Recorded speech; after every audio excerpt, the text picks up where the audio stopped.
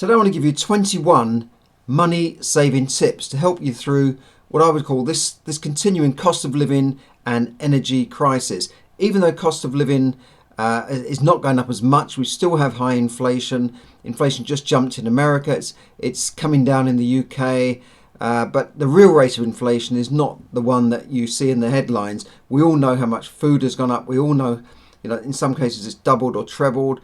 Energy, people are still paying double or treble what they were paying before this crisis started. So now there's never been a more critical time to learn how to manage your money, learn how to make savings wherever you can, so that you'll have more money available to save and invest for your financial future. Because we all want to be financially free at some stage, maybe retire early, maybe quit the rat race. So let's here we go. Okay, so if you like this, please do like and share it, and please do check out my supporter content, which is going to go through this in more detail, and that's for the price of a cup of coffee, price of a Starbucks every month. You'll get a lot more content and a lot more detailed content virtually every day. Okay, so here we go.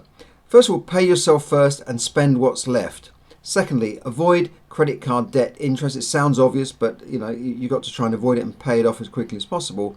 Thirdly, track your income and expenditure. Use a spreadsheet, use a phone app, or just use a piece of paper and a book to track exactly where your money's going and what money's coming in, so you know exactly where you can make savings. Number 4 is to start saving and investing.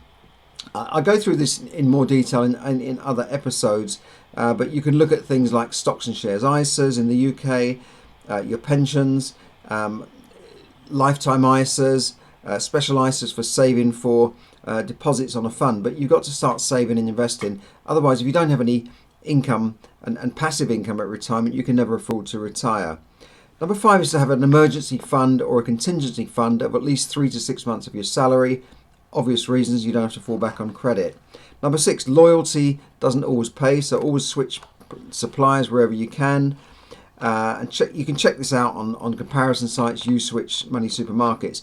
Number 7 is to reduce your car insurance by doing the same thing. That's gone up a lot recently. I was quite shocked when I renewed mine how much it had gone up. I had to shop around. I got quotes for not, it's not a Ferrari, but I got quotes from over £3,000 and eventually got one for £800. That's quite a big difference. And the previous year was only 300 or 400. So there you go. So look around for that.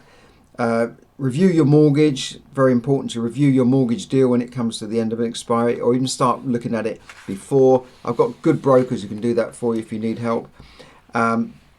Okay, number 9 is to check your tax code that you pay to HMRC in the UK, but your tax in whatever country you are. Check your tax code because that will tell you how much you can earn before you start paying tax.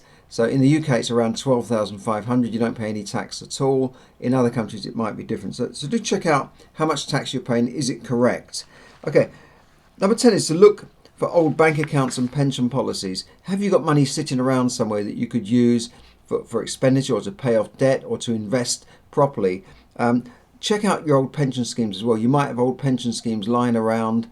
You just never know. Just check it out. And in the UK, you can also look at something. If you're a lady that was born in the 1950s, it's called the Waspie Sting. 35 billion Waspie Sting. Waspies are those ladies that missed out when pensions were for ladies in the state pension were pushed up from 60 to 65 and now it's 66. So a lot of them missed out. They didn't get paid properly. So check that out if you're born in the 1950s up to the late 90s, 50s, maybe early 60s. Just check that out. Number 11 is to check for any entitlements to benefits if you're on low income, single mother, that sort of thing. Check that out. Number 12 is to reduce your grocery bill. 13 is to avoid wasting food. This means that you don't necessarily have to throw food away just because it's reached its display by date, even expiry dates. I always go beyond expiry dates and just look at the food and see if it really has expired. Number 14 is to explore local charities for help. There's an abundance of money out there. There's different kinds of food banks, There is so much money and charity out there that you just got to look for it. Grants, sponsorships, scholarships for schools and that sort of thing. There's a lot of stuff out there. Number 15 is to check your workplace or private pension. Make sure you're getting the best deal. Make sure it's invested properly for you. Make sure you're in one, because normally the employer will contribute on your behalf as well. If you're self-employed, you need to have a pension. Number 16 is to unlock your state pension and NI contribution level. I'll explain more about that in the more detailed episode.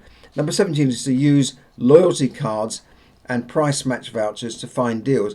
These are things like Tesco Club card, the Waitrose card, and it can be on your phone as well. You don't have to carry a card around. There's petrol things, there's air miles, all sorts of things. You can save a lot of money just by going through these loyalty cards, using vouchers to save money. Just check that out. Okay. Try little hacks like there's a voucher code deal finder. There's online hacks where you can find the right voucher codes that suit your lifestyle. There are hundreds of money saving apps as well, Sweatcoin, Better Points, that sort of thing. Number 18 is to cut your energy bills. Check out the Energy Saving Trust in the UK for some great money saving hacks. But the obvious thing is to insulate your house and the windows in the winter. Cut down, maybe change your thermostat setting by 1%, can save you hundreds of pounds a year. Number 19 is to sell unwanted stuff, old clothes, stuff, things you don't use, maybe things you never use. You can sell these things on things like Depop and Vinted, eBay, even Amazon can take old books, old CDs, old tapes, loads of things I've sold on Amazon. But there's easier ways of doing it than Amazon. Number 20 is mindset. Avoid emotional spending and blowing your salary every payday. I go through this a lot more in my Money Sips 365. Investing is an emotional decision, same as spending. So you can look into. I go into this a lot more detail on my other podcasts. And number 21 is to plan, organize, and forecast. Key is planning, organizing your expenditure, work goals, so that you're not just going out and just, I'll just buy that. Organize it, okay? And finally, search for the best deals, tracking, reviewing expenses. Be mindful of spending on things that you don't really need. And that will help you get through the current crisis and beyond, so that you can eventually become financially free. Check out my supporter content. Check out my training as well, getting control of your finances in 28 days. I'll put links up to that there. So if you're not a supporter yet, go to Spotify, my Spotify supporters club. I'll give you loads more content and some other benefits like free access to my one-day workshop, and of course copies of my books, PDF books of Money Can Buy You Happiness and Borrow and Grow Rich. I put a lot of time and effort into that. Okay, I'll hope to see you there.